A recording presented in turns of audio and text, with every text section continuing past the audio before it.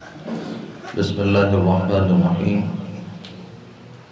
باب تفاضل اہل الایمان فی الاعمال۔ باب ہے اہل ایمان کا اعمال میں ایک دوسرے سے زیادہ ہونا۔ حدثنا اسماعیل قال حدثني مالک عن عمرو بن یحیی المازنی عن ابی سعید الخدری رضی اللہ عنہ عن النبی صلی اللہ علیہ وسلم قال۔ سیدنا ابو سعید خدری رضی اللہ عنہ سے روایت ہے، نبی کریم صلی اللہ علیہ وسلم نے فرمایا، یدخل اہل الجنت الجنت، جنتی جنت میں داخل ہوں گے، واہل النار النار، اور جہنمی جہنم میں داخل ہوں گے۔ ثم یقول اللہ تعالی، پھر اللہ تعالی فرمائیں گے، اخرجوا من النار من کان فی قلبہ مثقال حبۃ من خردل من ایمان۔ اللہ رب العالمین کہیں گے کہ نکالو جہنم سے ہر اس آدمی کو جس کے دل میں رائی کے دانے کے برابر ایمان ہے۔ فَيُخْرَجُونَ مِنْهَا قَدْ اسْوَدُّوا، تو وہ جہنم سے نکالے جائیں گے جبکہ وہ انتہائی سیاہ ہو چکے ہوں گے۔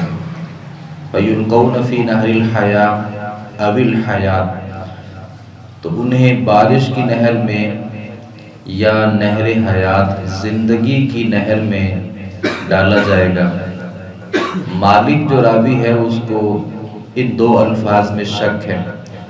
فَيَنْبُتُونَ كَمَا تَنْبُتُ الْحِبَّةُ فِي جَانِبِ السَّيْلِ، تو وہ اگیں گے جیسے صحرائی بوٹیوں کے بیج سیلاب کے کنارے میں اگ جاتے ہیں۔ أَلَمْ تَرَ أَنَّهَا تَخْرُجُ صَفْرَاءَ مُلْتَوِيَةً، کیا تو نے نہیں دیکھا کہ وہ زرد لپٹے ہوئے نکلتے ہیں۔ قال وہیب، وہیب کہتے ہیں حدثنا عمرو الحیا وقال خردل من خیر۔ وہیب کہتے ہیں کہ عمر نے ہمیں اس بات کی خبر دی کہ الحیات لفظ ہے اور خردل من خیر رائی کے دانے کے برابر نیکی اس سے مراد ہے۔ امام بخاری رحمۃ اللہ علیہ نے باب قائم کیا کہ اہل ایمان کا اعمال کے لحاظ سے ایک دوسرے سے اوپر اور نیچے ہونا یہ صحیح ہے۔ جیسا کہ بعض لوگوں نے کہا، جیسا کہ مرجیہ کا موقف ہے کہ ایمان جو ہے اس میں کوئی کمی بیشی نہیں، صرف آپ نے ایک دفعہ زبان سے کہہ دیا اور پھر اس میں جبرائیل علیہ السلام کے ایمان میں اور ہم میں سے کسی سب سے نافرمان آدمی کے ایمان میں کوئی فرق نہیں ہے۔ تو امام بخاری رحمۃ اللہ علیہ نے اس بات کو ذکر کیا کہ اور حدیث سے اس بات کو ثابت کیا کہ ایمان میں کمی اور بیشی اور پھر اہل ایمان کا درجات میں ایک دوسرے سے بڑھنا اور کم ہونا یہ ثابت ہے۔ اور نبی صلی اللہ علیہ وسلم کی وہ حدیث پیش کی، اگرچہ یہ ایک مختصر روایت ہے، اس کی تفصیل ایک دوسری جگہ پہ آئے گی جسے حدیث الشفاعہ کہا جاتا ہے۔ نبی کریم صلی اللہ علیہ وسلم جب کل قیامت کے دن اپنے امتیوں کے لیے یہاں تک کہ سارے لوگوں کے لیے سفارش کریں گے، اور وہ سفارش کی حدیث بڑی معروف ہے کہ لوگ کئی سارے لوگوں کے پاس انبیاء علیہ السلام کے پاس جائیں گے، کوئی بھی اللہ سے سفارش کرنے کے لیے تیار نہیں ہوگا، اور وہ تمام کے تمام لوگ نبی مکرم صلی اللہ علیہ وسلم کی خدمت میں حاضر ہوں گے اور سفارش کا نبی صلی اللہ علیہ وسلم سے مطالبہ کریں گے۔ تو آپ صلی اللہ علیہ وسلم اللہ تعالیٰ کے سامنے سجدہ ریز ہوں گے اور اللہ رب العالمین کہیں گے، سر اٹھائیے، مانگیے آپ کو دیا جائے گا، سوال کیجیے آپ کو عطا کیا جائے گا۔ نبی صلی اللہ علیہ وسلم اپنے امتیوں کے لیے وہ جو جہنم میں چلے گئے تھے ان کے لیے سفارش کریں گے۔ تو اللہ رب العالمین کہیں گے اخرجوا من النار من کان فی قلبہ مثقال حبۃ من خردل من ایمان، جہنم میں سے ہر اس آدمی کو نکال لیا جائے جس کے دل میں رائی کے دانے کے برابر بھی ایمان موجود ہے۔ اور یہ کئی ساری روایات ہیں جن کا خلاصہ یہ ہے کہ نبی صلی اللہ علیہ وسلم ایک دفعہ لوگوں کو نکالیں گے، پھر دوسری دفعہ نکالیں گے، پھر اللہ سے کہیں گے تیسری دفعہ نکالیں گے، یہاں تک کہ چوتھی مرتبہ بھی نبی کریم صلی اللہ علیہ وسلم لوگوں کو جہنم سے نکالیں گے اور پھر جنت میں داخل کریں گے، اور پھر اللہ رب العالمین سے کہیں گے اللہ اب صرف وہ لوگ جہنم میں موجود ہیں جنہیں تیرے قرآن نے روک لیا، اس کے علاوہ تمام کے تمام لوگوں کو جہنم سے نکال لیا گیا ہے۔ اور پھر اللہ رب العالمین بھی جہنم سے کچھ لوگوں کو نکال کر کے جنت میں بھیجیں گے۔ تو یہ جہنم میں جانے والے وہ لوگ ہیں جو دنیا میں اچھے تھے، مومن تھے، ایمان بھی ان کے دل میں موجود تھا، لیکن اس کے باوجود بھی نافرمانیاں تھیں۔ تو اللہ رب العالمین جنت میں داخلے کے لیے لوگوں کو گناہوں کی میل کچیل سے ہر اعتبار سے صاف کریں گے۔ کبھی وہ میل کچیل دنیا میں صاف ہوتی ہے، جیسے کوئی بندہ بیمار ہو جاتا ہے، کوئی مشکل آتی ہے، کوئی پریشانی آتی ہے، کوئی مصیبت آتی ہے، ان مشکلات اور مصیبتوں کی وجہ سے اللہ مومن بندے کے گناہوں کو دھوتا ہے۔ اور حدیث میں آتا ہے جیسے پتے جھڑتے ہیں نا درخت سے خزاں کے موسم میں، ایسے مومن کے جو زندگی میں جو مشکلات آتی ہیں، پریشانی آتی ہیں، بیماری آتی ہے، تو اس طریقے سے اس کے گناہ جھڑتے ہیں۔ اور اگر دنیا میں اس کی زندگی ختم ہو گئی اور اس کی زندگی میں ابھی بھی وہ گناہ موجود ہوں گے تو پھر اللہ رب العالمین انہیں جہنم میں بھیجیں گے، اور جہنم میں وہ اپنی سزا لیں گے، اور اپنی سزا لے کر کے وہ بالآخر جنت میں چلے جائیں گے۔ تو امام بخاری یہ ثابت کرنا چاہتے ہیں، اور جو باب ذکر کیا اور جس روایت کو ذکر کیا، یہ ثابت کیا کہ اہل ایمان اگر سارے برابر ہیں تو پھر کچھ اہل ایمان کو جنت میں بھیجنا اور کچھ کو جہنم میں بھیجنا یہ کیسے ہو گیا؟ ظاہر ہے ان کے اعمال میں فرق ہے، تو کوئی جنت میں گیا اور کوئی جہنم میں گیا۔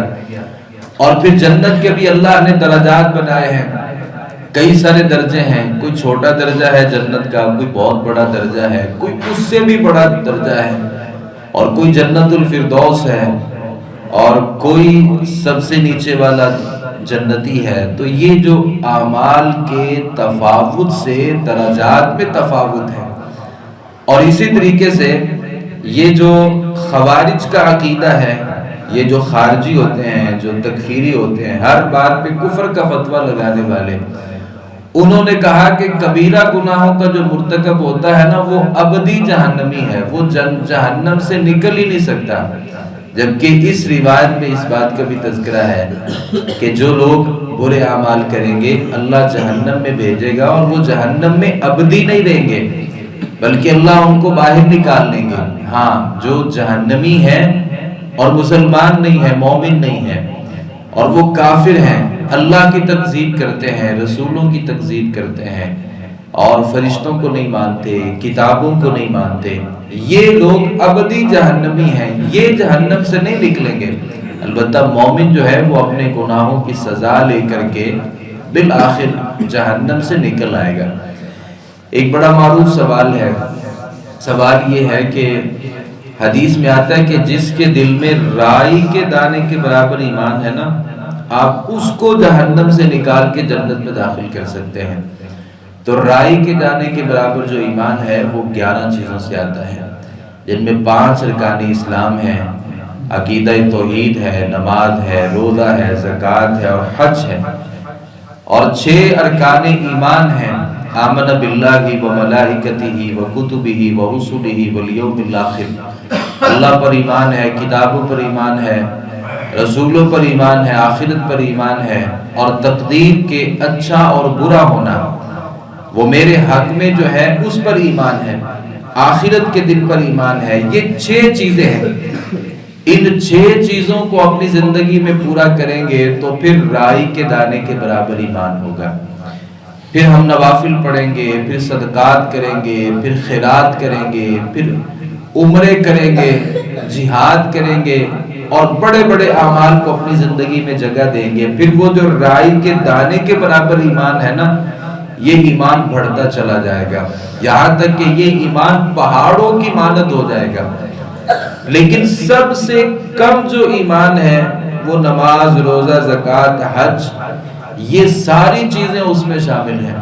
پھر اگر یہ 11 چیزیں بندے کے دل میں موجود تھیں اور ان میں کچھ کمی ہو گئی، پھر بھی وہ ایمان کسی حد تک موجود ہے. حدیث میں آتا ہے ادنا فل ادنا فل ادنا، جس کے دل میں رائی کے دانے کے برابر ایمان ہے اس کو بھی نکالو جہنم سے. جس میں تھوڑا سا کم ہے وہ بھی جہنم سے نکل آئے گا، جس میں اور تھوڑا سا کم ہے وہ بھی جہنم سے نکل آئے گا. البتہ جس کے دل میں 11 چیزیں نہیں ہیں نا، وہ کبھی بھی جہنم سے نکلنے کا نہ سوچے. اور حدیث میں ایک دوسری روایت میں نبی صلی اللہ علیہ وسلم نے فرمایا کہ اخرج من قال لا الہ الا اللہ. ایک حدیث میں یہاں تک آتا ہے جس نے لا الہ الا اللہ کہہ دیا، اللہ اس کو بھی جنت میں داخل کر دے گا اور اس کو بھی جہنم سے نکال دے گا. تو یہ محض لا الہ الا اللہ کہنا نہیں ہے، بلکہ لا الہ الا اللہ کے جو تقاضے ہیں، جو اس کے آداب ہیں، جو اس کے شرائط ہیں اور جو اس کے تقاضے بنتے ہیں، ان تقاضوں کو پورا کرنا. اللہ رب العالمین اس کے بعد اہل ایمان کو جہنم سے نکالیں گے اور جنت میں داخل کریں گے. تو اہل ایمان کا جہنم میں جانا ثابت ہے، اپنے برے اعمال کی سزا لے کے جنت میں آنا بھی ثابت ہے. کیونکہ جنت کا اللہ رب العالمین نے اس کا ایک مستوی بنا دیا ہے کہ جنت میں کوئی بندہ بھی گناہوں کی میل کچیل کی صورت میں نہیں داخل ہو سکتا. اسے جہنم میں وہ اپنے گناہوں کی میل کچیل کو دور کرنا ہے. اس کے بعد اللہ رب العالمین وہ جو چونکہ جہنم میں جانے کے بعد لوگ کالے ہو جائیں گے، سیاہ ہو جائیں گے، راکھ بن جائیں گے، اور پھر یہ جو راکھ ہوگی، سیاہ ہوگی، اللہ رب العالمین ان کو پکڑیں گے اور پھر نہر حیات میں ان کو ڈالیں گے. اور پھر نہر حیات میں جب یہ بندے ہوں گے جہنمی، جو کالے ہو چکے ہوں گے، جو راکھ بن چکے ہوں گے، جہنم کی آگ سے کوئلہ بن چکے ہوں گے، پھر ان لوگوں کو نکالا جائے گا. اور یہ جیسے دانہ زمین سے اگتا ہے، ایسے ہی اللہ رب العالمین ان کو پھر تخلیق فرمائیں گے اور یہ دانے کی طرح اگتے ہوئے جہنم سے نکلیں گے اور پھر اللہ رب العالمین کی جنت کے یہ مہمان ہوں گے، حقدار ہوں گے. اللہ تعالیٰ سے دعا ہے صحیح معنوں میں حدیث کو سمجھنے، اس پر عمل پیرا ہونے کی توفیق عطا فرمائے. وما علینا الا البلاغ المبین.